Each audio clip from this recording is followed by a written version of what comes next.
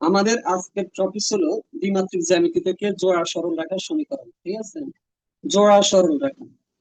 এখন এই যে জোড়া সরল রেখাগুলা এগুলা কি রকম হতে পারে আমরা একটু দেখি। সমান্তরাল, ছেদক, লম্ব রেখা।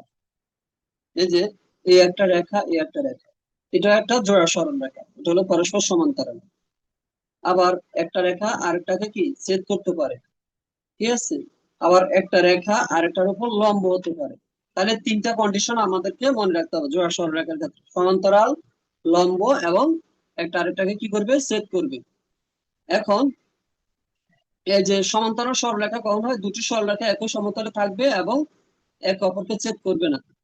আবার ছেদক কখন হয়? ইন্টারসেক্টিং লাইন, দুটি সরলরেখা একই সমতলে অবস্থিত থাকে এবং একে অপরকে একটি নির্দিষ্ট বিন্দুতে কি করে, ছেদ করে।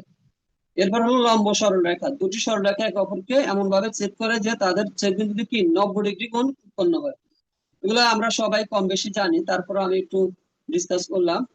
তো আমাদের যেটা মেইন টপিক সেটা হলো জোড়া সরল রেখার সাধারণ যে সমীকরণটা, ঠিক আছে, সেটি হলো এই যে দ্বিমাত্রিক দ্বিঘাত সমীকরণ।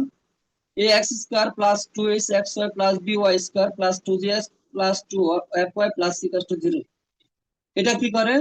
নির্দিষ্ট শর্তে এক জোড়া সরলরেখা নির্দেশ করবে। ঠিক আছে, এখন এটাকে যখন আমরা শর্ট করে লিখবো, দেখেন হোমোজিনিয়াস অংশটা, এই যে এখানে এক্স এর পাওয়ার টু, এখানে X Y million two, Y square million two, তাহলে এটা বলা হোমোজিনিয়াস বা সমগোত্রীয়। ঠিক আছে, এটা হোমোজিনিয়াস ইকুয়েশন, কারণ এখানে সবগুলা চলকের পাওয়ার হলো টু করে। এখানে এক্স ওয়াই মিলে টু হবে, এখানে এক্স টু, এখানে ওয়াই টু। মনে রাখবেন, এই যে একটি সরল রেখা a x square plus two x x plus B Y square equal to zero, এটা মূল বিন্দুগামী একটি এক জোড়া সরলরেখা নির্দেশ করে। আবারও বলতেছি, মূল বিন্দুগামী সরলরেখার সমীকরণ হলো এটা, এটা না, এটা হলো সাধারণ দ্বিঘাত সমীকরণ। এটা দিয়ে নির্দিষ্ট সূত্রে এক জোড়া সরলরেখা হতে পারে, কৌণিক হতে পারে, বৃত্ত হতে পারে। ঠিক আছে, কৌণিকের মধ্যে উপবৃত্ত, অধিবৃত্ত, পরাবৃত্ত সবকিছু হতে পারে। কিন্তু এটা সব সময় এক জোড়া সরলরেখা নির্দেশ করবে এবং সেগুলো হবে কি, মূল বিন্দুগামী। মূল বিন্দু মানে কি, এক্স অক্ষ ওয়াই অক্ষ যেখানে ছেদ করবে, সরি, এই এক্স অক্ষ ওয়াই অক্ষ যেখানে ছেদ করবে সেটা কি মূল বিন্দু। তাহলে এটা কি করে? মূল বিন্দুগামী এক জোড়া সরলরেখা কি নির্দেশ করবে, কে, এক্স হোমোজিনিয়াস ইকুয়েশন যেটা। এখন আমরা একটা বিষয় খেয়াল করি, যখন আমরা এখান থেকে ডেল এর মান জিরো পাবো, তবে এটি এক জোড়া সরলরেখা নির্দেশ করবে। আর ডেল এর মান জিরো হবে না, তখন সেটা সরলরেখা হবে না, সেটা হতে পারে কৌণিক বা বৃত্ত। এখন ডেল মানে কি? A b c plus two f g s minus a f square minus b g square minus c s square, এটা হলো ডেল এর মান। হ্যাঁ, এই যে ডেল কোথায়, এ b C G, A B G F C, এই সেগুলা এই সমীকরণ থেকে পাবেন। হ্যাঁ, যেটা সাধারণ দিকের সমীকরণ দেওয়া থাকবে, সেখান থেকে যদি আমরা ডেল এর মান জিরো পাই, তাহলে ওই সমীকরণটি এক জোড়া সরলরেখা নির্দেশ করবে, না হলে সেটি কি হবে, কোন মানে জোড়া সরলরেখা হবে না। যেমন X square minus five X Y plus Y square, এখানে আমরা যদি এটাকে মিডল টার্ম করি, তাহলে এটা হবে X minus two Y X minus three Y equal to zero. তার মানে আমরা দুটা সরলরেখার সমীকরণ পাবো। বাট আমরা যদি জিওমেট্রিক্যালি এখানে বসাই করি, এর মান হলো ওয়ান, বি এর মান হলো সিক্স, আর two H minus five by two হবে এইচ এর মান।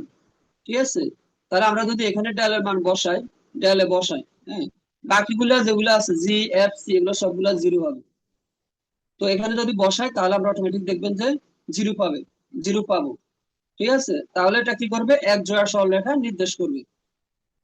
এখন আমরা এই যে এই কন্ডিশন দ্বারা বের করতে পারি, X square minus A B যদি গ্রেটার দ্যান জিরো হয়, তাহলে রেখা তো একটা আরেকটাকে কি করবে, ছেদ করবে। আর x square minus A B equal to zero হয়, তাহলে কি হবে, সমান্তরাল রেখা হবে। এক্স স্কোয়ার মাইনাস এ বি লেস দ্যান জিরো হয়, তখন সেটার বাস্তব হবে না, সেটা হয়ে যাবে কাল্পনিক রেখা। এখন S square R A B মানে এস এবং এ বি কোথা থেকে পাবেন? এই যে সাধারণ দ্বিঘাত সমীকরণ থেকে। হ্যাঁ, এই যে সমীকরণ, যেমন এখানে এ হলো ওয়ান, বি হলো সিক্স, এস হলো মাইনাস ফাইভ বাই টু। তাহলে এখানে বসানোর পরে আমরা এই তিনটা কন্ডিশন দিয়ে দেখতে পারি এটা কি ইন্টারসেক্টিং হবে না প্যারালাল হবে না ইমাজিনারি লাইন হবে। ঠিক আছে, তাহলে আমরা কি বলবো, হোমোজিনিয়াস সেকেন্ড ডিগ্রি ইকুয়েশন কোনটা? এটা হোমোজিনিয়াস সেকেন্ড ডিগ্রি ইকুয়েশন। এবং এটা কি করে, এক জোড়া সরলরেখা নির্দেশ করে। এটা খুবই গুরুত্বপূর্ণ এমসিকিউ এর জন্য। আবার এক্স এবং ওয়াই এর সাধারণ দ্বিঘাত সমীকরণ হলো এটা। এটা নির্দিষ্ট কন্ডিশনে কখনো সরলরেখা হয়, কখনো বৃত্ত হয়, কখনো কনিকের মধ্যে প্যারাবোলা, হাইপারবোলা, ইলিপস হতে পারে। তো এটা যদি ডেল এর মান 0 হয়ে যায়, এখান থেকে ডেল আমরা 0 পাই, তাহলে সেটা কি করবে? এক জোড়া সরলরেখা নির্দেশ করবে। আচ্ছা। আবার জোড়া সরলরেখার মধ্যবর্তী কোণ নির্ণয় করার এই যে একটা প্রমাণ, এটা একটু মনে রাখবেন। tan θ = 2 √a² - ab/a + b। এগুলো আগে রিটেনে আসতো, এখানে অ্যাড করেছে, একটু দেখতে পারেন, কারণ এগুলা সরাসরি টপিক দেওয়া আছে। Bisector of angle between pair of straight line, জোড়া সরলরেখার অন্তর্গত কোণের সমদ্বিখণ্ডকে রেখাদ্বয়ের সমীকরণ। তাহলে এটা কি? জোড়া সরলরেখার মধ্যবর্তী কোণের সমীকরণ tan θ = 2 √a² - ab/a + b। এই যে জোড়া সরলরেখার মধ্যবর্তী কোণ, ধরে একটা রেখা, এই একটা রেখা, এদের মধ্যবর্তী কোণ থিটা। হ্যাঁ, তখন আমরা এভাবে বের করবো, tan θ দিয়ে ওই ফর্মুলা দিয়ে ইউজ করবো। আবার যদি জোড়া সরলরেখার অন্তর্গত কোণের সমদ্বিখণ্ডক রেখাদ্বয়ের সমীকরণ। আচ্ছা, অন্তর্গত কোণের সমদ্বিখণ্ডক, এই যে দেখেন, এই একটা রেখা, এই একটা রেখা। এখন এটা সমদ্বিখণ্ডক, ধরেন এটা, মানে কি এই রেখাটা এদিকে থিটা, এদিকে থিটা কোণ উৎপন্ন করে, মানে θ/2, θ/2, যদি এই পুরোটা থিটা হয়, মানে অন্তর্গত কোণের সমদ্বিখণ্ডকের সমীকরণ। তো এখানে অন্তর্গত দুটা রেখা কোনটা? এটা একটা, এটা একটা। আর সমদ্বিখণ্ডক কোনটা? এটা। এটা হলো সমদ্বিখণ্ডক। তো এরকম বলছে, যদি দুটা সমদ্বিখণ্ডক হয়, কারণ এটাতে এদিকেও হতে পারে সমদ্বিখণ্ডকটা, এই একটা রেখা, এই একটা রেখা, তাহলে এখান দিয়ে একটা সমদ্বিখণ্ডক হতে পারে। ঠিক আছে, সমান দুই ভাগে ভাগ করলে। এই জন্য অন্তর্গত কোণে দুটি রেখার অন্তর্গত কোণের সমদ্বিখণ্ডকের সমীকরণ হলো x² - y² - a - b = xy/s। এগুলা রিটেনের জন্য ইম্পর্টেন্ট প্রমাণগুলা, কিন্তু এমসিকিউ তে দিতেও পারে, নাও দিতে পারে। সরাসরি আপনারা প্রমাণগুলো একটু মাথায় রাখবেন। এখন আমাদের মেইন টপিক হলো এই যে সাধারণ দ্বিঘাত সমীকরণ, এখান থেকে কোন ধরনের এমসিকিউ আসবে। ঠিক আছে, জোড়া সরলরেখার সমীকরণ থেকে কোন ধরনের এমসিকিউ আসবে। আচ্ছা, আমরা একটু ইয়াতে যাই, 49তম বিসিএস এ যাই। দেখেন, জোড়া সরলরেখা 2D দ্বিমাত্রিক। ঠিক আছে, এখান থেকে কি আসছে একটু খেয়াল করি, তাহলে আমাদের কনসেপ্টটা আরো ক্লিয়ার হবে। এই যে দেখেন, বৃত্তের সাধারণ সমীকরণটা আসছে 49তম বিসিএস এ। হ্যাঁ, x² + y² + 2xgx + 2fy + c = 0। আবার দেখেন, এই যে একটু আগে আমরা শিখলাম, এই x² + 2hxy + by² = 0 কোন জ্যামিতিক আকার নির্ধারণ করে? কি রকম? জোড়া সরলরেখা। আমি আপনাদেরকে গ্যারান্টি দিয়ে বলি, আমাদের 49তম বিসিএস এ আমাদের বই থেকে 80-এর উপরে কমন ছিল, সাবজেক্টিভ ম্যাথে 100 এর মধ্যে। নিবন্ধনের ক্ষেত্রে আরো বেশি কমন থাকবে, অতটুকু আমি গ্যারান্টি দিতে পারবো। কেন গ্যারান্টি দিতে পারবো? কারণ আমরা বেসিক থেকে পড়াই, আপনাদের বেসিক থেকে কোশ্চেন হবে, আপনারা এরকম ফর্মুলা গুলো শিখবেন। যেমন এখানে আসছে, এটা কোন জ্যামিতিক আকার নির্ধারণ করে? আপনারা বলবেন জোড়া সরলরেখা। এখন এমনও দিতে পারে যে এটা কোন ধরনের সরলরেখা নির্দেশ করে? জোড়া সরলরেখা। আবার এটা এক জোড়া সরলরেখা নির্দেশ করে, সেগুলো কি রকম হবে? মূল বিন্দুগামী, মূল বিন্দুগামী নয়, এরকম বিভিন্ন অপশন দিতে পারে। তাহলে এটা এক জোড়া সরলরেখা নির্দেশ করবে, এবং ওই রেখাগুলো অবশ্যই মূল বিন্দুগামী হবে। হ্যাঁ, y = mx আকারে, mx + c হবে না। আমরা জানি মূল বিন্দুগামী রেখার সমীকরণ কি? y = mx।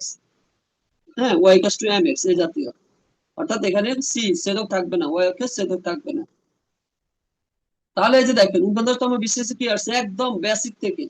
যদি বিসিএস এরকম সহজ আসে, আপনার নিবন্ধনে কি আরো কঠিন আসবে? কখনোই না। আপনারা হাসবেন যে স্যার, বৃত্তের সমীকরণ পরীক্ষা আসে, এটা তো কলেজের পড়া, অথচ বিসিএস এ আসছে। দেখেন, প্রমাণ দিয়ে রাখলাম। আমার কথাগুলো রেকর্ড থাকবে, আপনারা সারা জীবনের রেকর্ড দেখতে পারবেন, পরীক্ষার পরে আমার কথাগুলো মিলিয়ে দেখবেন। আমরা যা পড়াচ্ছি, আমাদের বইতে যা আছে, এগুলো আপনাদের জন্য এনাফ, জাস্ট এনাফ। 100টা বই ঘাটাঘাটি করার কোনো দরকার নেই। এখন আমরা স্যাম্পল এমসিকিউ গুলো দেখি। কোন সমীকরণ দুটি বাস্তব ছেদকারী রেখা নির্দেশ করবে? ওকে, আমরা এখান থেকে x² - ab বের করবো। তাহলে x² - ab বের করলে দেখেন, এটা হলো পজিটিভ, তাহলে এটা বাস্তব ছেদকারী রেখা নির্দেশ করবে। আবার আরেকটা সমীকরণ দেওয়া আছে এখানে, বলছে সমীকরণটি কি নির্দেশ করে। এখন আমরা যদি দেখি, x square plus 2xy plus Y square, এটাকে x plus y whole square নির্দেশ করে। তার মানে x plus y into x plus y, তাহলে এটা একই রেখা দুইবার নির্দেশ করে, ঠিক আছে? মানে এটা কি নির্দেশ করে সেটা এখানে বের করতে বলছে। আচ্ছা, এই যে এগুলো পরীক্ষার জন্য খুবই গুরুত্বপূর্ণ। এই সমীকরণটি দুটি বাস্তব রেখা নির্দেশ করবে কখন, যখন X square minus AB greater than zero হবে। আর বাকিগুলা কেন হবে না, এই যে এখানে সুন্দরভাবে দেওয়া আছে। X square minus AB greater than zero হলো বাস্তব, একটা আরেকটাকে সেট করবে। আবার X square minus AB equal to zero হলে একই রেখা নির্দেশ করবে, অর্থাৎ রেখাগুলো একটা আরেকটার সাথে মিলে যাবে। আবার X square minus AB less than zero হলে সেটা কাল্পনিক রেখা নির্দেশ করবে। X square minus Y square সমীকরণটি কি নির্দেশ করে? আমরা যদি এটাকে ভেঙে লিখি, X square minus Y square, X plus Y X minus Y, তো ওয়াই ইকুয়াল টু এক্স, এখানে ডাল হলো one, Y equal to minus X, এখানে ডাল হলো কি মাইনাস ওয়ান। তাহলে ডাল দেওয়ার গুণফল যদি মাইনাস ওয়ান হয়, আমরা বলি একটা আরেকটার সাথে কি হবে, লম্ব হবে। আবার জিওমেট্রিক্যালিও বলতে পারি, যদি এ প্লাস বি জিরো হয় তাহলে একটি রেখা আরেকটাকে একটা আরেকটার উপর লম্ব হবে। এ কত, এখানে এক্স স্কোয়ারের সহগ হলো এ ওয়ান, ওয়াই স্কোয়ার সহগ হলো বি মাইনাস ওয়ান। তো ওয়ান আর মাইনাস ওয়ান যোগ করলে জিরো হয়ে যাচ্ছে, এ প্লাস বি জিরো হচ্ছে। এই জন্য রেখা দুটি কি করবে, এই সমীকরণটি এক জোড়া দুটি লম্ব সরলরেখা নির্দেশ করবে। আমরা আগে ডিসকাস করি, তারপর আপনাদের কোশ্চেন থাকে আপনারা জিজ্ঞেস করবেন, নোট করে রাখুন সবাই। হ্যাঁ, যেটা প্রবলেম, ধরুন 4 নাম্বার প্রবলেম আছে, খাতায় ফল লিখে রাখেন। আচ্ছা, এর সমীকরণটি দুটি সমান্তরাল রেখা নির্দেশ করবে। তো আমি আগে বলেছি, যদি X square minus B equal to zero হয়, তাহলে রেখাগুলো কি সমান্তরাল রেখা নির্দেশ করবে। নিম্নের কোনটি জোড়া কাল্পনিক রেখা নির্দেশ করবে, যে আগের মতো আপনারা কি করবেন, সেটা জোড়া কাল্পনিক হোক, হ্যাঁ বাস্তব হোক, যেটাই বলুক না কেন আপনারা কি করবেন, এক্স স্কোয়ার মাইনাস বি বের করবেন। যদি সেটা লেস দ্যান জিরো হয় তাহলে কাল্পনিক রেখা নির্দেশ করবে। এই যে এমসিকিউটা তোমার বিসিএস এ ছিল এরকম, যে সমীকরণটি কি নির্দেশ করে, ওখানে অপশন ছিল জোড়া সরল রেখা। আর আপনাদের সময় এরকম আসতে পারে, এটা কোন ধরনের সরলরেখা নির্দেশ করে, মূল বিন্দুগামী জোড়া সরলরেখা। আর এটা হলো মূল বিন্দুগামী সরলরেখা, সেটা হবে না। মূল বিন্দুগামী সরলরেখা মানে একটাকে ইন্ডিকেট করে, জোড়া সরলরেখা মানে দুইটাকে ইন্ডিকেট করে। এখানে পাওয়ার যেহেতু টু, তাহলে অবশ্যই এক জোড়া সরলরেখা নির্দেশ করবে। এরপর দেখেন, আপনাদের এই সরাসরি টপিক তুলে দিতে পারে যে এই সমীকরণ দ্বারা প্রকাশিত সরলরেখা দ্বারা অন্তর্গত কোন সমূহের সমদ্বিখণ্ডক রেখা দ্বয়ের সমীকরণ কোনটি, যেটা আমি প্রথমেই বলেছি। আপনাদের কলেজের সিলেবাসে, হ্যাঁ সরাসরি কিন্তু এই টপিকটা দেওয়া আছে। হ্যাঁ, এই টপিকটা আমি একটু যাই আবার, কলেজের সিলেবাসে এই টপিকটা সরাসরি দেওয়া আছে যে angle between pair of straight lines, জোড়া সরলরেখার মধ্যবর্তী কোণ। Bisector of angle between pair of straight lines, জোড়া সরলরেখার অন্তর্গত কোণের সমদ্বিখণ্ডক রেখা দ্বয়ের সমীকরণ। এগুলো আপনাদের কলেজের রিটেনের বইতে আছে। এখন রিটেনের বইতে যদি সরাসরি এমসিকিউ তুলে দেয়, হ্যাঁ মানে যেগুলো পরীক্ষা আসছে, তাহলে দুটার মধ্যে দিবে 100%, কারণ এগুলাই হলো মেন সূত্র। এই জন্য আমরা এগুলো অ্যাড করেছি।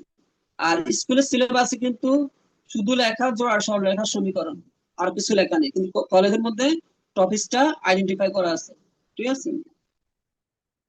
88 নাম্বার পেজ।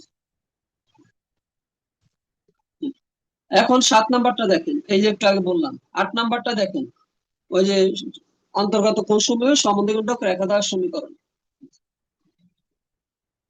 এরপর হলো, এই যে দেখেন, এই সমীকরণ দ্বারা প্রকাশিত সরল রেখা দ্বয়ের মধ্যবর্তী কোণ কত। এখানে একই নিয়ম, এর মান ওয়ান, বি এর মান মাইনাস ওয়ান। এ প্লাস বি যোগ করলে কিন্তু কত হয়, জিরো হয়, অর্থাৎ এক্স স্কোয়ার এবং ওয়াই স্কোয়ারের সহগ যোগ করলে শূন্য হয়। তাহলে এই সমীকরণ দ্বারা যে দুটো রেখা পাবো, এগুলো কি করবে, একটা আরেকটার উপর লম্ব হবে, অর্থাৎ 90 ডিগ্রি হবে। আবার এই X square plus two x X Y plus B Y square equal to zero দ্বারা প্রকাশিত সরলরেখা দ্বারা ছেদ বিন্দুটি কত, এটা হবে জিরো জিরো, মূল বিন্দুগামী। ঠিক আছে, এগুলো কিন্তু আগে বলা হয়েছে। এখন আপনারা এই যে এটার সাথে আমরা সাধারণ দিঘার সমীকরণটা একটু বলবো, কেন বলবো, না হলে আপনাদের ঝামেলা হয়ে যাবে। কিরকম ঝামেলা আমরা একটু দেখি। এটাও একটা দিঘার সমীকরণ, আবার এটাও একটা দিঘার সমীকরণ। পার্থক্য কোথায়, আগেরটা হলো, কথাগুলো মনোযোগ দিয়ে খেয়াল করবেন কিন্তু, আপনাদের আমি যা বলতেছি এর মধ্যে এমসিকিউ মাস্ট থাকবে। এটা এক জোড়া সরলরেখা নির্দেশ করে, এটা, এবং সেটা মূল বিন্দুগামী। আবার আর ওটাকে বলা হোমোজিনিয়াস বা সমজাতীয় কি সরলরেখার সমীকরণ, দ্বিঘাত সমীকরণ। কিন্তু এটাকে বলা হয় general equation of the second degree, সাধারণ দ্বিঘাত সমীকরণ। এখানে এই পুরোটা সমীকরণ নির্দিষ্ট শর্তে কখনো এক জোড়া সরলরেখা নির্দেশ করতে পারে, কখনো কৌণিক নির্দেশ করতে পারে, কখনো বৃত্ত নির্দেশ করতে পারে। এই জন্য আমরা কন্ডিশন গুলো মনে রাখবো। এই কন্ডিশন গুলো 100% মনে রাখতে হবে, না হলে পরীক্ষায় ফেল করবেন। দেখেন, 1 2 3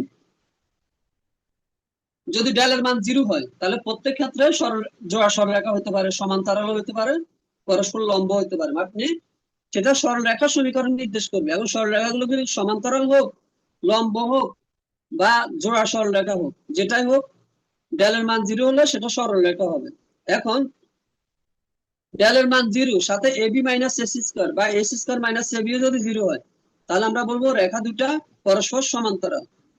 আবার ডেলের মান 0, এ প্লাস বি মান 0 হয়, পরস্পর রেখাগুলো পরস্পর কি লম্ব, আমরা একটু আগে শিখেছি, তাই না?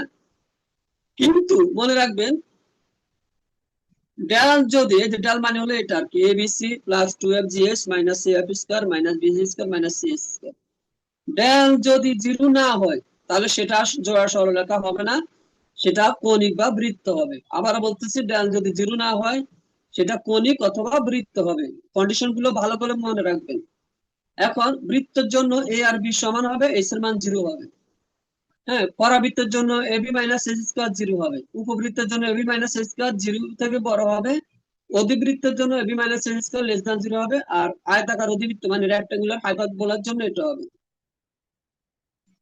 আচ্ছা, এখন একটা বিষয় আছে, আপনাদের কিছু বইতে লেখা থাকবে S square minus AB less than 0 উপবৃত্ত হওয়ার সত্ত্বেও, আবার S square minus AB greater than 0 অধিবৃত্ত হওয়ার সত্ত্বেও। তো এটা তো একই একই কথা। আপনি এটাকে মাইনাস দ্বারা গুণ করে দেন, তাহলে তো উল্টে যাবে, সাইন উল্টে যাবে। এই জন্য এগুলো নিয়ে কনফিউশনে যাওয়ার কোনো দরকার নেই, ঠিক আছে? যদি আপনারা এস স্কোয়ার মাইনাস এবি লেখেন তাহলে লেস দ্যান 0 দিতে হবে উপবৃত্তের ক্ষেত্রে। আর যদি এস স্কোয়ার মাইনাস এবি লেখেন অধিবৃত্তের ক্ষেত্রে, তাহলে গ্রেটার দ্যান 0 দিতে হবে। আর এই কন্ডিশন গুলো অবশ্যই মনে রাখবেন। আর একটা বিষয় হলো, অধিবৃত্ত এবং আয়তাকার অধিবৃত্তের মধ্যে একটা পার্থক্য আছে। পার্থক্য কি? অধিবৃত্ত, আয়তাকার অধিবৃত্তের ক্ষেত্রে এ প্লাস বি ইকুয়াল টু 0 হয়, এটা অধিবৃত্ত হয় না। আচ্ছা, আমরা একটু ইয়াতে যাই আরেকটা। এই যে দেখেন, এক্স স্কোয়ার,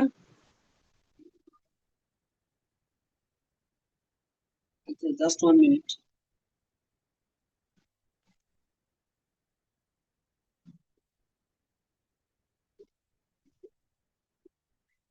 তাহলে আপনাদেরকে যেটা আমি বলতে চাইছিলাম সেটা হলো যে অধিবৃত্ত এবং আয়তাকার অধিবৃত্তের মধ্যে পার্থক্য। এই যে ধরেন X square by A square minus Y square by B square, এটা কার সমীকরণ? এই অধিবৃত্তের সমীকরণ। কিন্তু রেক্টাঙ্গুলার হাইপারবোলা আয়তাকার অধিবৃত্ত যেটা, সেখানে এই যে নিচের এ আর বি সমান হবে, অর্থাৎ সেটা হবে x square by A square minus Y square by square equal to 1, যেটাকে আমরা লিখতে পারি X square minus Y square equal to A square বা সি বা 1, যাই লিখি না কেন, মানে X square minus Y square আকারে থাকলে সেটা হয়ে যাবে কি আয়তাকার অধিবৃত্ত, যখন এ আর বি সমান হবে। এই জন্য আয়তাকার অধিবৃত্তের ক্ষেত্রে এ প্লাস বি ইকুয়াল টু কত হয়? 0 হয়। এই কন্ডিশনটা একটু বেশি মনে রাখতে হবে। তো ফর্মুলা তো মুখস্থ রাখার বিষয়, তারপর আমরা একটু টেকনিক গুলো বলে দিলাম। এখন পরাবৃত্তের 4টি সমীকরণ আছে, আপনারা জানেন এগুলা। হ্যাঁ, তারপর আমি একটু দেখাই, পরীক্ষা যদি চিত্র দিয়ে দেয় তখন কি করবেন। Y square equal to 4ax, এগুলো সবগুলো কিন্তু মূল বিন্দুগামী, এটা হলো এদিকে। আর y square equal to minus 4ax হলো এদিকে। আবার X square equal two 4ay এদিকে। X square equal to minus 4ay হলো এদিকে। চারটা হলো পরাবৃত্তের সমীকরণ। আবার চারটা এখানে দেওয়া আছে, দেখেন। হ্যাঁ, এই যে চারটা। আবার উপবৃত্তের সমীকরণ হলো X square by A square plus Y square by B square equal to 1, অধিবৃত্তের বেলা কি হবে? মাইনাস হবে, এতটুকু পার্থক্য। আচ্ছা, এখন কনিকের যে কন্ডিশন গুলো মনে রাখবেন, একটু আগে বলেছি, যখন ডালের মান 0 হবে না তখন সেটা কনিক হবে। আবার S square minus A B দ্বারা ইন্ডিকেট করবে যে এটা কোন ধরনের কনিক, সেটা কি পরাবৃত্ত হবে না উপবৃত্ত হবে না অধিবৃত্ত হবে। দেখেন আমি এখানে S square minus A B লিখেছি, এই জন্য লেস দেন দিয়েছি। যদি আমি A B minus S square লিখতাম তাহলে গ্রেটার দেন হতো। তো এক এক বইতে এক একটা লেখে, দুটাই সঠিক, কারণ মাইনাস দ্বারা গুণ করলে তো সেটাই হবে, উল্টোটা হবে। ঠিক আছে, এরপর কণিকের প্রয়োগ গুলো জানবেন।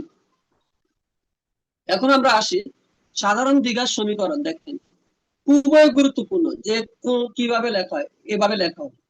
এখন বৃত্তের সাথে পার্থক্য কোথায়, বৃত্ততে এক্স ওয়াই থাকে না, আর সাধারণ দ্বিঘাত সমীকরণে কিন্তু এক্স ওয়াই আছে। ঠিক আছে, এটা কিন্তু খেয়াল রাখবেন। আর বলবেন যে স্যার এটা তো X square plus B X plus C, এটা তো সাধারণ দ্বিঘাত না, এটা তো হলো বৃত্তের সমীকরণ। ঠিক আছে, এটা এমনিতে দ্বিঘাত সমীকরণ, আর এটাও দ্বিঘাত সমীকরণ, কিন্তু সাধারণ দ্বিঘাত সমীকরণ আমরা এটাকে বলি general equation of second degree. এখন দেখেন এই যে আপনাদের কন্ডিশন গুলো 100% আসবেই আসবে। আমার কথাগুলো মিলাই দেখবেন, বই তো আপনাদের কাছে আছে, আমরা তো বই থেকে দেখাচ্ছি। নিম্নলিখিত কোন শর্তে সাধারণ দ্বিঘাত সমীকরণ একটি উপবৃত্ত নির্দেশ করবে। ওই যে কন্ডিশন গুলো মনে রাখবেন, এস স্কোয়ার মাইনাস এ বি লেস দ্যান 0 হলে সেটা উপবৃত্ত, গ্রেটার দ্যান 0 হলে অধিবৃত্ত, ইকুয়াল টু 0 হলে সেটা পরাবৃত্ত। এই যে ব্যাখ্যাগুলো দেওয়া আছে। আবার এ আর বি সমান এস 0 হলে সাধারণ দ্বিঘাত সমীকরণটি কি হয়ে যাবে, বৃত্ত। এটা 99% আমি কল্পনা দিচ্ছি এরকম আসবে। কেন, দেখেন এই ইকুয়াল যদি বি হয় তখন এক্স স্কোয়ার সহগ আর ওয়াই স্কোয়ার সহগ সমান হবে, আর এক্স ওয়াই পদটা থাকবে না যদি এক্স এর মান 0 হয়। তার মানে এটা অটোমেটিক হয়ে যাবে 2x² plus 2y² plus 2gx2fy plus equal to 0, এই রকম একটা ইকুয়েশন যদি আমরা এ এর মান 2 ধরি। আমরা জানি বৃত্তের ক্ষেত্রে এক্স স্কোয়ারের সহগ আর ওয়াই স্কোয়ার সহগ কি সমান হতে হয়। এ কারণেই যদি এ বি সমান হয় এবং এক্স এর মান 0 হয়, এক্স 0 হলে লাভ কি, এক্স যদি 0 হয় এক্স ওয়াই পদ যেটা আছে এখানে, এই যে এক্স ওয়াই টার্ম যেটা আছে এটা 0 হয়ে যাবে, তখন সেটা বৃত্ত হয়ে যাবে, কারণ বৃত্তিতে কোনো এক্স ওয়াই টার্ম থাকে না। এটা খুবই গুরুত্বপূর্ণ একটা এমসিকিউ। সাধারণ দ্বিঘাত সমীকরণ কোন বিষয় বিশ্লেষণে ব্যবহার করা হয়, অ্যানালাইটিক্যাল জিওমেট্রি অর্থাৎ বিশ্লেষণ জ্যামিতি। আপনারা জানেন যে আপনাদের বইতে লেখা আছে বিশ্লেষণ জ্যামিতি। ঠিক আছে, অ্যানালাইটিক্যাল জিওমেট্রি।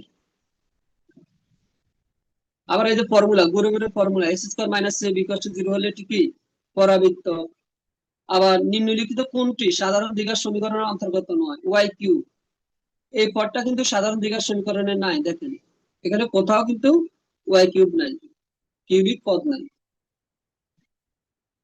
আবার দেখেন এই সমীকরণটি কি নির্দেশ করে, হ্যাঁ এটা এক জোড়া সরলরেখা নির্দেশ করবে। কেন, আমরা এটাকে লিখতে পারি square plus 2ab plus b square, মানে x plus 2y whole square.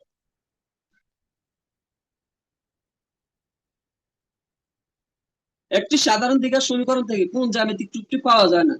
আমরা সাধারণ দ্বিঘাত সমীকরণ থেকে এক জোড়া সরলরেখা পেতে পারি, কৌণিক, উপবৃত্ত, অধিবৃত্ত, পরাবৃত্ত, বৃত্ত সব পেতে পারি, কিন্তু কোনো ত্রিভুজ পাওয়া যাবে না। সাধারণ দ্বিঘাত সমীকরণ থেকে কখনোই ত্রিভুজ পাওয়া যায় না। হ্যাঁ, এই যে দেখেন ব্যাখ্যায় সুন্দর করে দেওয়া আছে কি কি পাওয়া যায় এখান থেকে। এখন আসেন মোস্ট মোস্ট ইম্পর্টেন্ট, আমার তো মনে হয় আসবে এরকম একটা একটা সাধারণ দ্বিঘাত সমীকরণ দিয়ে দিবে, দিয়ে বলবে এই সমীকরণটি কি নির্দেশ করে, বৃত্ত, পরাবৃত্ত, উপবৃত্ত না অধিবৃত্ত। তো এখানে একটা মজার বিষয় আছে, এই সবগুলোর ক্ষেত্রে কিন্তু ডেলের মান 0, ডেল নট 0, ডেল কখনো 0 হবে না। ডেল 0 হলে তো সেটা জোড়া সরলরেখা হয়ে যাবে। তো আমরা কি দ্বারা জাস্টিফাই করবো, আমরা শুধু এবি মাইনাস এস স্কোয়ার বের করে নিব। যদি বা এক্স স্কোয়ার মাইনাস এবি একই কথা, বের করার পর এটা 0 হয়ে যায়, তখন বলবো আমরা সেটা কি পরাবৃত্ত। হ্যাঁ, লেস দ্যান 0 হলে AB minus square, greater than 0 হলে উপবৃত্ত, লেস দ্যান 0 হলে অধিবৃত্ত। এরকম আপনাদেরকে একটা সাধারণ দ্বিঘাত সমীকরণ দিয়ে দিবে, দিয়ে বলবে এটা কি নির্দেশ করবে। তো আপনারা অপশনে যদি সরলরেখা থাকে, আমি আবার বলতেছি, তাহলে ডেলের মানও বের করতে হবে। কিন্তু সরলরেখা না থাকে, যদি বৃত্ত, পরাবৃত্ত, উপবৃত্ত, অধিবৃত্ত থাকে, তাহলে ডেল বের না করলেও হবে, কারণ সবগুলোর ক্ষেত্রে ডেলের মান নট 0। তাহলে কি বের করবেন, শুধুমাত্র এস স্কোয়ার মাইনাস এবি বা AB minus S square. AB minus S square যদি 0 থেকে বড় হয় তাহলে সেটা কি উপবৃত্ত নির্দেশ করবে। আবার দেখেন এখানে এবি মাইনাস এস স্কোয়ার কি লেস দ্যান জিরো, এজন্য এটা কি অধিবৃত্ত নির্দেশ করবে। সব রকম দিয়েছে দেখেন। এই সমীকরণটি কি নির্দেশ করবে এখানে, AB minus S square less than zero, ঠিক আছে, তাহলে অধিবৃত্ত হওয়ার কথা, কিন্তু এ প্লাস বির মান জিরো হয়ে যায়, কারণ এক্স স্কোয়ার সহ থ্রি, ওয়াই স্কোয়ার সহ মাইনাস থ্রি, এই দুটো যোগ করলে কি হয়, এ প্লাস বি জিরো হয়, ঠিক আছে, যার কারণে এটা হবে কি রেক্টেঙ্গুলার হাইপারবোলা, আয়তাকার অধিবৃত্ত। Y square equals to 4ax কি নির্দেশ করে, প্রথমে বলেছিলাম পরাবৃত্তের সমীকরণ।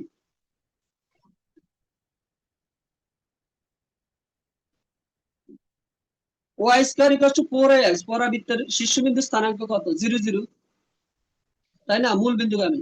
এই যে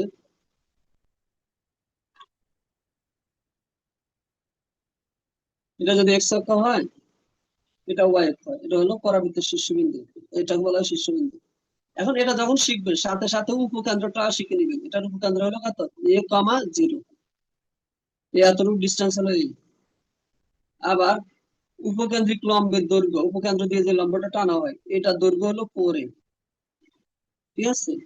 আবার দ্বিঘাক্ষের সমীকরণ, এটা হবে এইদিকে, এই দ্বিঘাক্ষ, এটা হলো x equals to minus c, negative দিকে, ঠিক আছে, মাইনাস সি, এটা মাইনাস এ, তো এই জন্য এটা x equals to minus c, দ্বিঘাক্ষের সমীকরণ।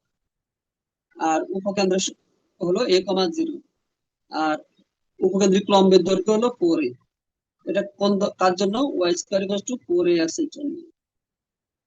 একইভাবে আমি আরেকটা দেখাই, যদি Y square equals to minus 4ax হয়, এদিকে হয়, তখন উপকেন্দ্র হয়ে যাবে X minus A Y zero, শীর্ষবিন্দু ঠিকই থাকবে 0 0, আর উপকেন্দ্রিক লম্ব দৈর্ঘ্য একই থাকবে, কিন্তু যেটা দ্বিঘাতের সমীকরণ সেটা হয়ে যাবে এক্স ইকুয়ালস টু এ, কারণ এটা পজিটিভ দিক। এভাবে আপনারা চিত্র দেখে দেখে দেখে বুঝে বুঝে করতে হবে।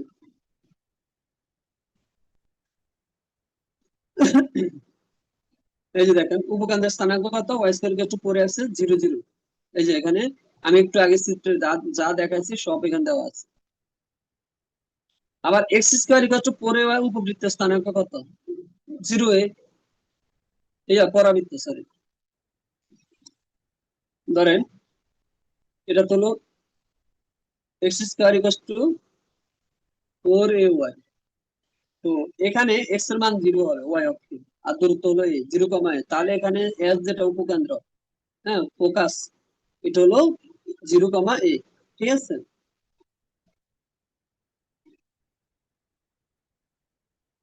আচ্ছা, Y square equal two 16x, 16x মানে এটাকে 4 × 4x লেখা যায়, এখানে এর মান হলো 4, তাহলে উপকেন্দ্রিক লম্বের দৈর্ঘ্য আমরা কি জানি, কত হবে, এক্স ইকুয়াল টু 4, সরি সমীকরণ, সমীকরণ বললে আমরা এক্স ইকুয়াল টু এ লিখবো, তাহলে এক্স ইকুয়াল টু কত, 4 হচ্ছে। উপকেন্দ্রিক লম্বের সমীকরণ খেয়াল করেন, উপকেন্দ্রিক লম্বের, এই যে Y square equal to 4x, উপকেন্দ্রিক লম্ব, তো এই যে একটা উপকেন্দ্রিক লম্ব, এটা দৈর্ঘ্য হলো 4a, কিন্তু আমরা যদি বলি এটার সমীকরণ কি, সমীকরণ হলো X equal to A, Y square equal to 4ax এর ক্ষেত্রে।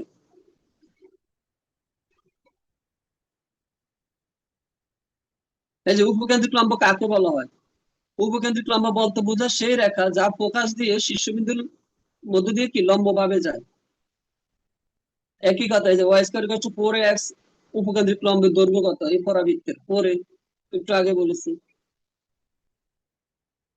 এটা কি সমীকরণ নির্দেশ করে, দুইটা পজিটিভ, তাহলে উপবৃত্ত, সরি উপবৃত্ত, হ্যাঁ ইলিপস।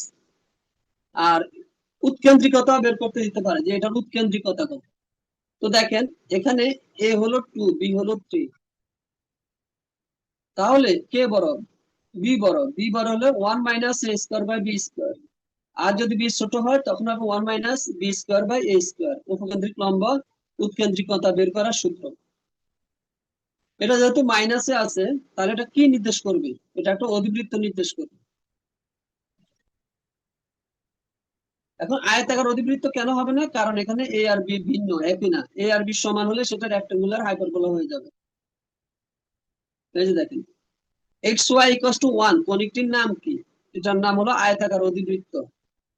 হ্যাঁ, আবার X square minus Y square equal to 1 কনিকটির নাম কি, এটার নামও কি আয়তাকার অধিবৃত্ত। এখন বলবেন যে এটা কিভাবে আয়তাকার অতিবৃত্ত, এটার ইয়াটা কি হবে, এই সমীকরণটা কি হবে সেটা আমি আপনাদেরকে একটু পরে দেখাবো। আমরা এখন এই যে 49তম বিসিএস এরটা আমাদের বইতে সলভ করা আছে, সেটা আপনাদেরকে দেখাইছি। তারপর এটাও দেখাইছি, ঠিক আছে। এরপর আপনাদের আরো কিছু এক্সট্রা এমসিকিউ আছে, এগুলো আপনারা নিজেরা প্র্যাকটিস করবেন, কারণ এক্সট্রা এমসিকিউ দেওয়া হয়েছে আপনাদের প্র্যাকটিস করার জন্য। এখানে অনেকগুলো দেওয়া আছে, প্রায় এক দুই, হ্যাঁ, এগুলো আপনারা প্র্যাকটিস করবেন।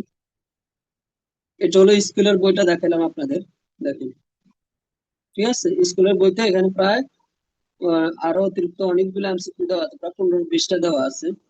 আর কলেজের বই যদি আমরা দেখি, এই যে এটা জোড়া সরলরেখা অধ্যায়, কলেজের বইয়ের পেজ নাম্বার হলো 209 নাম্বার পেজ থেকে, ঠিক আছে। এই যে সেম টপিকস, হ্যাঁ, ডিসক্রিপশনও সেম, এমসিকিউ সেম। শুধুমাত্র আমরা যদি এখানে খেয়াল করি, এই যে আমরা সাধারণ দিকের সমীকরণের ক্ষেত্রে এখানে দেওয়া আছে কৌণিক, রিডাকশন টু স্ট্যান্ডার্ড ফর্ম, এই যে ব্যাখ্যা, সবগুলো মোটামুটি একই। কিন্তু এখানে কিছু অতিরিক্ত এমসিকিউ দেওয়া আছে যেগুলা স্কুলের সাথে মিল নেই। হ্যাঁ, আমি দেখাচ্ছি আপনাদেরকে।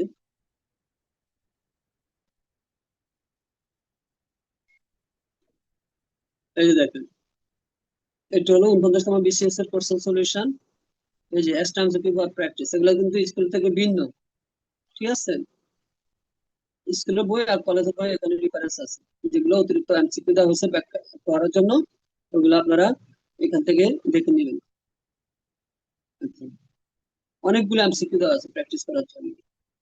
যাই হোক, আমরা আপনাদেরকে চিত্রটা দেখাই, তারপর আপনাদেরকে কথা বলার অপশন দিব। ফার্স্ট চিত্র, রেক্টেঙ্গুলার হাইপারবোলা, হ্যাঁ, আয়তাকার অধিবৃত্তের চিত্র। আচ্ছা, আয়তাকার অধিবৃত্তে কি বলছিলাম, একটা এক্স ওয়াই ইকুয়াল টু 1, ঠিক আছে। একটা কি এক্স ওয়াই ইকুয়াল টু 1, আর আরেকটা কি বলছিলাম,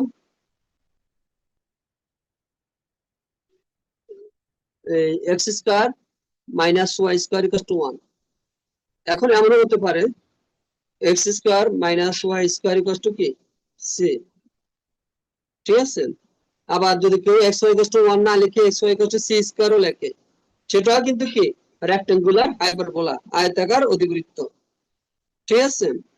তো এগুলো এখানে এই যে রেক্টেঙ্গুলার হাইপারবোলার ক্ষেত্রে দেখুন, এখানে এ 1, বি হলো -1, এ প্লাস বি যোগ করলে কত হয়, 0 হয়। এই জন্য রেক্টেঙ্গুলার হাইপারবোলা কাকে বলা হয়, আয়তাকার অধিবৃত্ত হলো এমন একটি অধিবৃত্ত যার দুইটি অ্যাজিমুথ পরস্পরকে 90 ডিগ্রি কোণে ছেদ করে, ঠিক আছে। হ্যাঁ, একটা আরেকটাকে কি 90 ডিগ্রি কোণে ছেদ করবে, 90 ডিগ্রি হবে। কারণ কি, তখন আমরা a plus B equal to 0 পাই। এই জন্য মাইনাস জাতীয় যেগুলো আছে এবং a প্লাস বি করলে 0 হয়, এগুলো সবগুলাই কি রেক্টেঙ্গুলার হাইপারবোলা। এখানে সি থাকতে পারে, 1 থাকতে পারে, সি স্কয়ার হতে পারে, এক্স ওয়াই ইকুয়াল টু 1 হতে পারে, X Y equal to C square হতে পারে, এক্স ওয়াই ইকুয়াল টু 2 হতে পারে, ঠিক আছে। এখন আমি আপনাদেরকে একটা শুধু একটু দেখাই, ধরেন X square minus Y square equal to 0 for example, তাহলে ওয়াই স্কয়ার ইকুয়াল টু কি লেখা যায়, এক্স স্কয়ার লেখা যায়। ওয়াই এর মান কত, প্লাস মাইনাস এক্স, তার মানে কি Y equal to X, Y equal to minus X. এখানে ডাল হলো 1, ডাল হলো -1, ডাল দেওয়ার গুণফল যদি -1 হয়, রেখাগুলো একটা আরেকটাকে কি 90 ডিগ্রি কোণে ছেদ করে। এখন আপনারা যদি বলেন যে স্যার চিত্র কিরকম হতে পারে, ঠিক আছে, আমি চিত্রটা আপনাদেরকে একটু দেখাই। এক্স ওয়াই ইকুয়াল টু 1 যেটা, দেখেন এক্স ওয়াই ইকুয়াল টু 1, তাহলে ওয়াই এর মান কত হয়, 1/x। ওয়াই এর বিভিন্ন মানের জন্য এক্স এর বিভিন্ন মান পাবেন, ঠিক আছে। এই জন্য এক্স ওয়াই ইকুয়াল টু 1 হোক, X Y equal to C square হোক, এই উপবৃত্তের রেক্টেঙ্গুলার হাইপারবোলার ইকুয়েশন হলো এরকম, ঠিক আছে। এটা এক্স এর পজিটিভ মানের জন্য এগুলো আসবে, নেগেটিভ মানের জন্য এদিকে আসবে। এটা হলো এক্স ওয়াই ইকুয়াল টু 1 বা x Y equal to c স্কয়ারের গ্রাফ। তো দিতে পারে যে পরীক্ষায়, যে এই চিত্রটি বা এটা কোন ধরনের সমীকরণ নির্দেশ করে, ঠিক আছে। এটা কিন্তু মনে রাখবেন আপনারা। এটা হলো কোন দিকে, এই একটা হলো এটা যদি এক্স অক্ষ হয়, এটা ওয়াই অক্ষ হয়, তখন এক্স ওয়াই ইকুয়াল টু কি সি স্কয়ার আমরা লিখতে পারি। আচ্ছা, X Y equal to C square মানে কি, এক্স ওয়াই এর মান হলো কি 1। আচ্ছা, এখন আমরা খেয়াল করি অধিবৃত্ত যদি হয়, শুধু অধিবৃত্ত হয়, তাহলে সেটা কি হয়, সেটা হয় এরকম, হ্যাঁ, এরকম। তাহলে এই কোশ্চেন গুলো কি মাথা রাখতে হবে, ঠিক আছে। এই একটা হলো হাইপারবোলা আর একটা হলো কি রেক্টেঙ্গুলার হাইপারবোলা।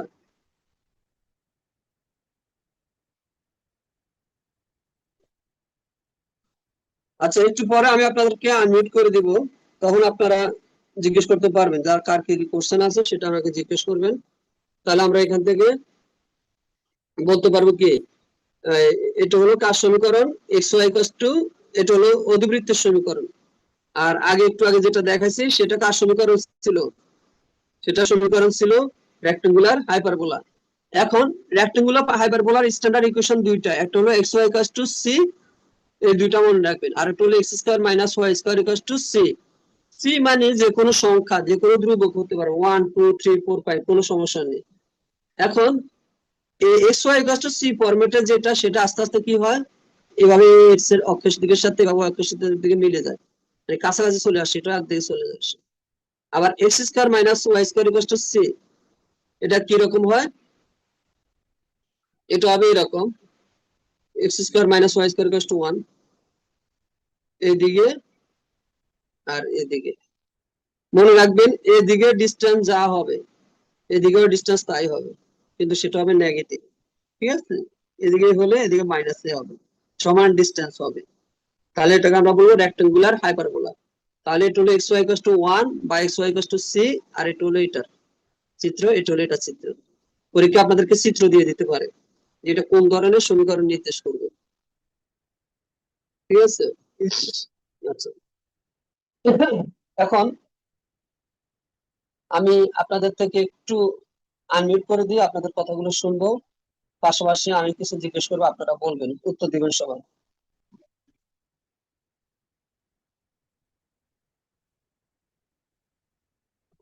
হ্যালো, শুনতে পাচ্ছেন সবাই? হ্যাঁ স্যার। জি স্যার। কি ক্লাস বোঝা গেছে? জি আচ্ছা স্যার। হ্যাঁ, জি স্যার, জি স্যার, বোঝা যাচ্ছে। কঠিন মনে হচ্ছে এখন না সহজ মনে হচ্ছে আগের তুলনায়? স্যার স্ক্রিন অর্ধেক দেখা যাচ্ছে। সরি, স্ক্রিন স্যার পুরোটা দেখা যাচ্ছে না, হ্যালো। লেখা অর্ধেক দেখা যাচ্ছে আর অর্ধেক ব্ল্যাঙ্ক হয়ে আছে। সমস্যা না, আমি আবার শেয়ারিং দিচ্ছি। এখন বলছি আমি যে এখন মানে বক বক করলাম, আপনারা বুঝছেন কিনা? জি স্যার, বুঝছি। কি আগে পারতো না, এখন আরো ক্লিয়ার হয়েছে? জি স্যার, এখন ক্লিয়ার। আচ্ছা, এখন আপনারাই বলেন, মানে a x square plus 2 x plus B Y square, এটা ইকুয়াল টু 0, এটা কিসের সমীকরণ নির্দেশ করবে? স্যার, এটা জোড়া মূল সরল বিন্দু। রেখা। হ্যাঁ, সরল রেখা। সরি, জোড়া সরল রেখা স্যার। মূল আচ্ছা, বিন্দুগামী। না, এটা করলে ভুল হবে, এটা ভুল হবে, জোড়া সরল রেখা বললে হবে না, বলতে হবে মূল বিন্দুকে আমি জোড়া সরল রেখা, জি ঠিক স্যার, আছে। মূল বিন্দু। দেখেন, আমি আবার বলি, আপনারা দেখেন 49তম বিসিএস এর দুইটা ম্যাথ আসছে, দুটাই কি সরাসরি সূত্র, তাই না? আপনারা বলেন সূত্র কি না বলেন। জি স্যার। মানে বৃত্তের সমীকরণ, সার্কেলের সমীকরণ, আর একটা হলো এই যে সাধারণ দ্বিঘাত সমীকরণ, এরকম আপনাদেরকে দিয়ে দিবে যে এটা কি নির্দেশ করে, এটাই সবচেয়ে বেশি গুরুত্বপূর্ণ। আচ্ছা, এখন কথা হলো ডেল এর মান যদি 0 হয় আর ডেল এর মান 0 না হয়, এটা পার্থক্য কি? স্যার, ডেলের মান 0 হলে সাধারণ দ্বিঘাত সমীকরণ, আর 0 না হইলে স্যার কৌণিক বা অন্য কোনো কিছু। না, এটা বললে ভুল হবে। ডেল এর মান 0 হলে সেটা জোড়া সরলরেখা নির্দেশ করবে, এক জোড়া। এখন জোড়ার মধ্যে সেটা লম্ব হতে পারে, সেট করতে পারে, সেটা অন্য বিষয়, কিন্তু সরলরেখা হবে। কিন্তু ডেল এর মান যদি 0 না হয়, তখন সেটা কনিক হবে অথবা সার্কেল হবে, বৃত্ত। বৃত্ত। ঠিক আছে। এটা হলো পার্থক্য। এরপর হলো এই আয়তাকার অধিবৃত্ত এবং অধিবৃত্তের পার্থক্য কোথায়? বলেন। আর আয়তাকার অধিবৃত্তে a প্লাস বি ইকুয়াল 0 হবে। হ্যাঁ, এই কন্ডিশনটা একটু বেশি, ঠিক আছে? এটা হলো আয়তাকার অধিবৃত্তের সমীকরণ, এটা কিন্তু খুবই গুরুত্বপূর্ণ। আচ্ছা, এখন আমি বলি a x square plus 2xy plus by square, আচ্ছা, plus 2cx plus 2fy plus c, এটা কি সমজাতীয়? সাধারণ দ্বিঘাত সমীকরণটা কি সমজাতীয়? না বলেন স্যার, কেন? স্যার সমজাতীয় না, কারণ এক্স এর পাওয়ার 2 আছে, আবার 1 ও আছে। y এর এখানে পাওয়ার 2। জি তো হলো ধ্রুবক, ওগুলো বাদ। চলকের পাওয়ার এখানে 1, এখানে 1, এখানে 2। প্রত্যেকটা পদে যদি চলকের পাওয়ার 2 হয়, যেমন এখানে xy মিলে 2, তাহলে সেটাকে আমরা বলবো সাধারণ দ্বিঘাত সমীকরণ, সরি সমজাতীয় সমীকরণ, সমজাতীয়, ঠিক আছে? আবার এই X square plus 2xy plus by square, এটা মূল বিন্দুকে আমি জোড়া সরলরেখা নির্দেশ করে। ওই দুইটা রেখা কিরকম ভাবে লেখা যাবে? m1x প্লাস c, আমি কি ঠিক লিখছি না ভুল লিখছি বলেন? স্যার ভুল লেখছেন ঠিক স্যার। আছে। কে বলছেন ঠিক জি আছে? না বলেন কেন ঠিক আছে? স্যার, ঠিক না, এটাকে y অক্ষের কর্তৃত অংশের সমীকরণ লিখছেন। সি তো থাকবে না। জি সমীকরণ না। হ্যাঁ, মূল বিন্দুগামী মানে y = mx যেটা, তাহলে মূল বিন্দুগামী সরলরেখা নির্দেশ করলে সেটা কি ইয়া থাকবে না, y সি থাকবে না। কি থাকবে না স্যার? যদি সাধারণ দ্বিঘাত সমীকরণ কখন বৃত্ত হয়, খুবই গুরুত্বপূর্ণ এমসিকিউ, বলেন। Sir a equal to b হবে, এক্স আর এবং ওয়াই h সব ইকুয়াল টু। সমান হয়। এ আর বি আর এস থাকবে না, এস না থাকলে এক্স ওয়াই থাকবে না, তাই না? জি জি স্যার। কারণ আমরা জানি বৃত্তের ক্ষেত্রে কি হয়, সহগগুলো সমান হয়। আচ্ছা, এখন আমি একটা সমীকরণ লিখি, 2x² প্লাস 4xy বা 3xy মাইনাস 2y। আচ্ছা, এই সমীকরণ দ্বারা কি নির্দেশ করবে? স্যার লম্ব রেখা নির্দেশ লম্ব করে। রেখা। লম্ব রেখা। কারণ কি a প্লাস বি 0 হচ্ছে, তাই না? জি স্যার। জি স্যার। লম্ব রেখা নির্দেশ করবে, a প্লাস বি এখানে কত? 0। এগুলো আপনারা একটু ভালো করে দেখুন, আমি আপনাদেরকে আবার একটু সামারিতে চলে যাই। আচ্ছা, এই যে আমি আপনাদেরকে দেখাই, আপনারা বলবেন যদি কলেজের না স্থানে স্থানান্তর না। আমি আপনাদেরকে আরেকটা পিডিএফ দেখাই, এটা তো হলো কলেজেরটা, স্কুলেরটা সরি, কলেজেরটা দেখেন। এই যে দেখেন এক্সট্রা এমসিকিউ যেগুলো দেওয়া আছে, এগুলো আপনারা প্র্যাকটিস করবেন। এই যে দেখেন প্যারাবোলা এর ইকসেন্ট্রিসিটি মানে এই যে পরাবৃত্তের কত হয়, পরাবৃত্তের ক্ষেত্রে এর মান কত হয় বলেন? 1 আর লেস দ্যান 1 হলে স্যার উপবৃত্ত। উপবৃত্ত। এগুলো একটু খেয়াল করে যাবেন। আবার ইংলিশ টার্ম গুলো জানে রাখবেন। পরাবৃত্তের লেটাস রেক্টামের দৈর্ঘ্য, লেটাস রেক্টাম মানে কি?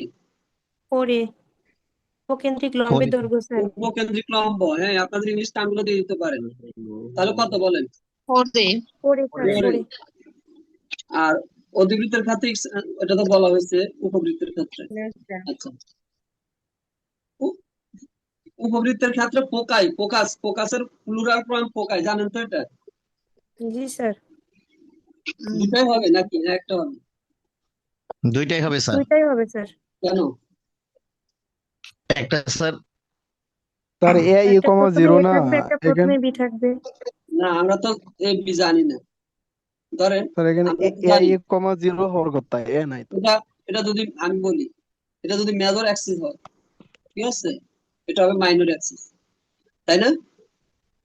এখন স্যার এটা সমীকরণ হলো x² by a² plus y² by b² equal to 1, যেখানে a গ্রেটার দ্যান b। কিন্তু কন্ডিশন যদি উল্টো হয়ে যায় a লেস দ্যান b, তখন উপবৃত্তটা হয়ে যাবে এদিকে কম এদিকে বেশি, এরকম না? জি স্যার। জি স্যার তখন হবে এরকম, ঠিক আছে? তো এখন এই ক্ষেত্রে দেখেন, এই যে আমাদের এখানে যেটা দুটো কন্ডিশন আছে, এটা হলো তাহলে এখানে প্রধান অক্ষ কোনটা, এক্স অক্ষ না? এখানে প্রধান জি অক্ষ কোনটা বলেন? অয়ক্য। ওয়াই ওয়াই অক্ষ। তো ওয়াই অক্ষে এক্স জিরো আর এক্স অক্ষে কি ওয়াই জিরো। হ্যাঁ, এক্স অক্ষে ওয়াই জিরো, ওয়াই অক্ষে এক্স জিরো, এই কারণেই প্লাস মাইনাস সি জিরো হতে পারে, আবার জিরো প্লাস মাইনাস সি হতে পারে। বুঝতে পারছেন? এই যে আমার কথা ঠিক আছে। আবার ইলিপসের ক্ষেত্রে উপকেন্দ্রিক লম্বের দৈর্ঘ্য কত, এটা সরাসরি একটা ফর্মুলা আছে, টু বি স্কয়ার বাই, এগুলো একটু দেখে নিবেন, এগুলো কলেজেও আছে, আছে না? অধিবৃত্তের উৎকেন্দ্রিকতা কত দেখেন। আপনারা বলেন কণিকের কোন অংশ এখানে বাদ পড়ছে, আমরা বলেন, আমি তাহলে সেটা ডিসকাস করব। বলেন, বাদ পড়ছে কিছু? আচ্ছা, ভালো কথা। বৃত্তের ক্ষেত্রে উৎকেন্দ্রিকতা কত বলেন? এটা খুবই গুরুত্বপূর্ণ একটা এমসিকিউ। স্যার এটা অসীম মনে হয় আস্তাগফিরুল্লাহ, কি বললেন? নাকি? জিরো হবে স্যার। অবশ্যই কেন হয়, জিরো জিরো। জিরো সরি, হবে। Zero zero. Zero zero sir. সার্কেলের কোনো উৎকেন্দ্রিকতা থাকে না, ঠিক আছে? এখন তো কেন থাকে না সেটা ডিস্টার্ব করলে অনেক কথা বলতে হয়, আবার না বললে বলুন স্যার মনে নাই। এই যে আমরা যে বলি কণিকের ক্ষেত্রে, হ্যাঁ, ধরো ফর এক্সাম্পল একটু দেখাই, ধরো এটা হলো উপকেন্দ্র, এটা হলো পি, হ্যাঁ, প্যারাবোলার উপরে যে কোনো একটা বিন্দু যেটা স্থানাঙ্ক করে এক্স ওয়াই ফর এক্সাম্পল। আচ্ছা, এই যে এখানে যদি আমি একটা ইয়া টানি, পি এম লম্ব টানি, তাহলে এই যে S P by P M, এটাকে আমরা কি লিখি বলেন তো? ই ইকুয়াল টু লিখি ই। না? জি স্যার। ই লিখি না? হ্যাঁ, এখন আমি তো আপনাদের ওই যে ইন্টারের মতো একদম প্রথম থেকে কনিক শিখাবো না, আমার মেন যে টার্গেট হলো নিবন্ধন, ঠিক আছে? এই জন্য ওগুলা তো ডিসকাস করা হয় নাই। SP by PM equal to ই।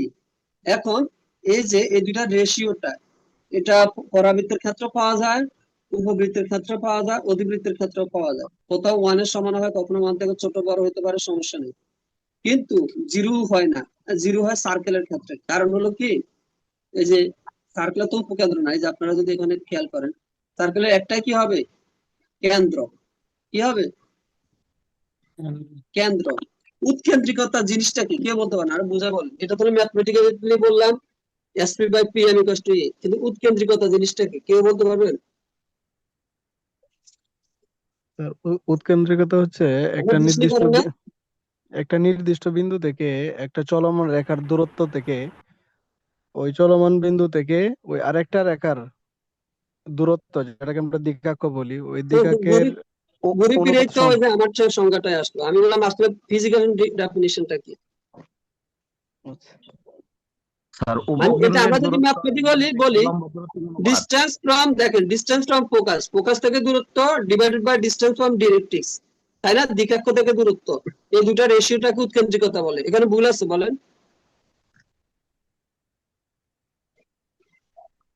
ঠিক আছে ভুল স্যার, আছে এটা কিনা বলেন? এসপি বাই পিএম, জি স্যার। হ্যাঁ, ফোকাস থেকে বিন্দুর দূরত্ব ডিভাইডেড বাই ওই বিন্দু থেকে মানে ডাইরেক্ট্রিক্স এর দূরত্ব। কিন্তু আমি বলছি যে এটা আসলে জিনিসটা কি, আপনারা বলে এটা ফিজিক্যাল জিনিসটা কি, যে ধরেন ফোকাস টোকাস বুঝে না, এত কিছু বুঝে না, হ্যাঁ, একজন অল্প শিক্ষিত বা অশিক্ষিত সে বলল বায়ু উৎকেন্দ্রিকতা জিনিসটা আমার একটু বুঝাই দেন, এটা আসলে কি বুঝায়, তখন কিভাবে বুঝাবেন? দেখেন, উৎকেন্দ্রিকতা হলো কোন কণিকের আকৃতি কতটা বৃত্তাকার বা প্রসারিত তা পরিমাপ করার একটি সংখ্যা। বুঝতে পারছেন? আকৃতি কতটা বৃত্তাকার মানে কতটুকু এটা বেঁকে গেছে, হ্যাঁ, এটার একটা রেশিওটা দিয়ে যখন আমরা SP by PM equal to 1 পেয়ে যাই, তখন আমরা বলি এই ডিসটেন্স আর এই ডিসটেন্স সমান, তখন সেটা পরাবৃত্ত হয়ে যায়। কিন্তু যখন উপবৃত্ত হয় তখন কিন্তু এই এসপি আর পিএম সমান থাকে না, এসপি আর পিএম সমান থাকে না, তখন এস এখানে থাকবে পি এখানে, সমান থাকে না।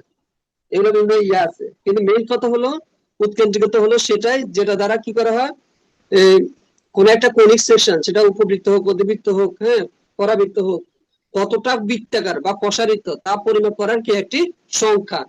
আর এটা একে আমরা ই দ্বারা লিখি। বুঝতে পারছেন কিনা বলেন? জি স্যার, মানে কণিকের চেহারা বলতে কনিক পারি। মানে কণিকের আকৃতি নির্দেশ করে, কনিক সেকশনের আকৃতি নির্দেশ করে, এটা হলো উৎকেন্দ্রিকতা। অর্থাৎ এর মান যত বেশি হবে, আমি আবার বলি উৎকেন্দ্রিকতা যত বেশি হবে বক্ররেখাটি তত বেশি প্রসারিত হয়, ঠিক আছে, তত বেশি কি হবে, প্রসারিত হবে, এটাই। তো আমরা কিন্তু সারা জীবন উৎকেন্দ্রিকতা শিখে আসি, তাই না, ম্যাথমেটিক্যালি ডেফিনেশনটা জানি, কিন্তু ওই যে এটা আসলে কি নির্দেশ করে বাস্তবে ওগুলো আমরা অনেকে জানি না, ঠিক বলছি না বলেন? হ্যালো, জি স্যার। আমি কি ঠিক বলছি বা আপনারাই বলেন, আপনারা কি জানেন উৎকেন্দ্রিকতা জিনিসটা কি, এটা কেন ব্যবহার করা হয়? এটা তাহলে কিভাবে বলবেন, ভাইবা তো জিজ্ঞেস করবে যে আপনি তো উৎকেন্দ্রিকতা বের করলেন, এটা কি জিজ্ঞেস করতে পারে না? জি স্যার। তাহলে জি স্যার। উৎকেন্দ্রিকতা কি বলবেন, এটা কণিকের আকৃতি নির্দেশ করে। আবার বলবেন এটার মান যত বেশি হবে বক্ররেখাটা কি হবে, তত বেশি প্রসারিত হবে, এটাই হলো মেইন। এই জন্য আমি আপনাদের একটা সাজেস্ট করব, আমাদের ভাইবা বইটি আমরা কালকে হাতে পাবো, কালকে বা পরশুর মধ্যে হাতে পাবো, শুনতে পাচ্ছেন? জি স্যার, শুনতেছি। হ্যাঁ, ভাইবা বইটি কাল বা পরশুর মধ্যে হাতে পাবো। আমরা বেশি প্রিন্ট দিই নাই, যেহেতু এখনো ভাইবা সার্কুলার হয় নাই, কিন্তু আমি একটা সাজেস্ট করব, আমাদের বই হোক বা যে বাজারে যে কোনো ভাইবা বই যদি ভালো থাকে নিতে পারেন। আমার সাজেশন একটা একটা ভালো বই আপনারা ভাইবা বই এখন থেকে ভালো করে পড়েন, তাহলে কি হবে, ওই যে ছোটখাটো বিষয়গুলো ক্লিয়ার হয়ে যাবে, যেটা আপনাদের সাবজেক্টিভ এমসিকিউ তেও কাজে লাগবে, বুঝতে পারছেন? সাবজেক্টিভ ম্যাথের ক্ষেত্রে এমসিকিউ তে কাজে লাগবে,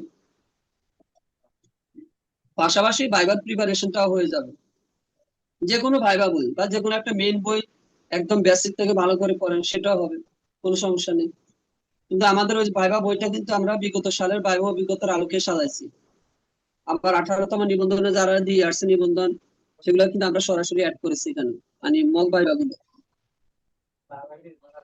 তো যাই হোক, আমি আপনাদেরকে একটাই বলবো, আপনারা বেসিক থেকে শিখবেন, ফর্মুলা গুলো শিখবেন, একটা সমীকরণ কি নির্দেশ করে সেটা শিখবেন, এগুলাই। কোনো বড় ম্যাথ করবেন না, ম্যাথ করবেন ধরা খাবেন, আমার কথাগুলো পরীক্ষার পরে মিলিয়ে দেখবেন, ম্যাথ করবেন ধরা খাবেন। বিশেষ করে দ্বিমাত্রিক জ্যামিতির ক্ষেত্রে ম্যাথ নাই, এখানে সব ফর্মুলা। বলেন আপনাদের আর কি কি কোশ্চেন আছে? স্যার এই অধ্যায়ের জন্য কি কণিকের পোলার সমীকরণ, স্পর্শক, অবিলম্ব, ব্যাস এগুলো পড়তে হবে কি? পড়তে হবে, আপনার মনে হয় পড়তে হবে, দেখেন তো এখানে আসছে এরকম। আপনারা ঘুরে ফিরে ইয়াতে যাচ্ছেন, ওই যে কলেজে চলে যাচ্ছেন, আপনাদের কলেজ থেকে প্রশ্ন হবে না, আপনাদের প্রশ্ন হবে অনার্স লেভেল থেকে। কলেজ থেকে থাকলে অল্প কিছু থাকবে, যেমন এই যে বৃত্তের সমীকরণ, এই যে এটা আসছিল, কিন্তু কলেজে তো আর এটা আছে বলেন?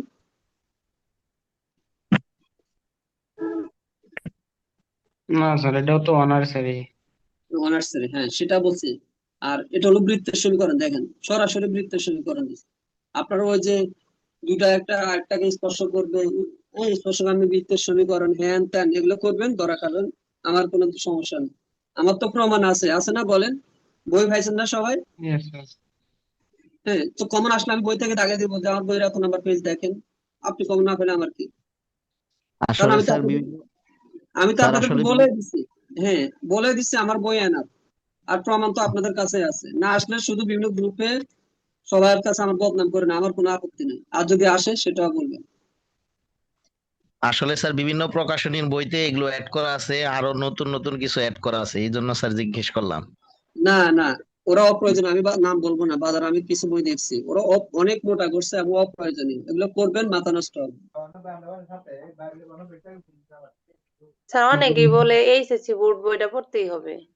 না, আপনারা প্রাইমারি স্কুলের বই পড়তে হবে, কে বলে? কাল আজ একদম জিজ্ঞেস করলো স্যার 6 থেকে নাকি পড়তে হবে, আরে ভাই তাহলে কি 6 এ যাবেন আপনি? এইচএসসি বোর্ড বইটা না না, শুনুন আমি বলি, কিছু চ্যাপ্টারের জন্য আপনারা কলেজের বই ফলো করতে হবে, স্কুলের বই টোটালি আপনাদের দরকার নেই, একদম টোটালি দরকার নেই, সাবজেক্টিভ ম্যাথ। শুধু একটা অধ্যায় আছে ওই যে দ্বারা, সমান্তর দ্বারা, গুণিত দ্বারা, এটা একটু দেখতে পারেন, আর কিছুই দরকার নেই, আমি বলে দিলাম। তাও তো স্যার সমান্তর ধারায় যে জবের কোনো বই থাকলে ওটার থেকেও দেখে নেওয়া যেতে পারে। হ্যাঁ, সমান্তর দ্বারা, গুণিত দ্বারা আমাদের এখানে আছে, আপনি কেন বই ঘাটাঘাটি করেন? এরপর দ্বিমাত্রিক, আমাদের বই তো সিলেবাস অনুযায়ী সাজানো, আপনাদের কিছুই আর করতে হবে না, আর যা করবেন সেটা আপনাদের ইচ্ছা, পার্সোনাল ম্যাটার। তবে আমি স্যার এতটুকু গ্যারান্টি দিচ্ছি, আমাদের ম্যাথ থেকে আপনারা ইনশাল্লাহ 80-র উপরে কমন পাবেন, যদি 100 হয় বই থেকে। স্যার 49তম বিসিএস এ ম্যাক্সিমাম কোশ্চেন তো ডিরেক্ট সূত্র থেকে আসছে, তো আমরা মনে হয় সূত্রগুলো বেশি পড়লে ভালো হবে। শোনেন, এটা আমি বিসিএস পরীক্ষার আগেও বলছি। কোশ্চেন করে ঢাকা ভার্সিটির বা বুয়েটের টিচার, ওনারা সব সময়, এই যে আমি বুয়েট থেকে যে এমফিল করলাম, বিশ্বাস করেন আমাকে শুধু মানে ফর্মুলা ধরে ফর্মুলা 14 গোষ্ঠী সব জিজ্ঞেস করতো, যেটা সমীকরণ, এখানে সিআপ কি নির্দেশ করে, চিত্রের মধ্যে সিআপ কোথায়, মানে একদম ওরা বেসিক থেকে ধরে। আপনারা ম্যাথ দিবেন না, ম্যাথ সবাই কম বেশি পারে, ওরা জানে, কিন্তু বেসিক গুলাই ধরবে, যেটা আমরা 49তম বিসিএস দেখতেছি, তাই না? আমি ওই যে বুয়েটে এমফিল করার সময় প্রেজেন্টেশন দিছি 1 ঘন্টা ইংলিশে, বাকি 1 ঘন্টা শুধু আমাকে জ্বালাইছে যে এটা কি মিনিং করে, খালি ফর্মুলা, খালি থিওরি। বুঝতে পারছেন? আপনাদের এমসিকিউ এরকম হবে। সার্কুলার কত পরে আসতে পারে? এগুলো নিয়ে পরে কথা বলবো, এখন আমার কথা হলো দ্বিমাত্রিক জ্যামিতি নিয়ে। আপনাদের এই টপিক গুলোর উপর আর কোনো কোশ্চেন আছে?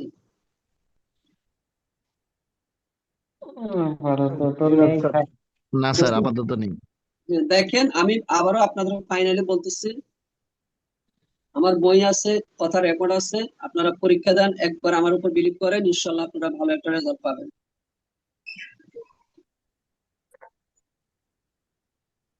আচ্ছা, আমি রেকর্ডটা জি স্টপ স্যার। করি।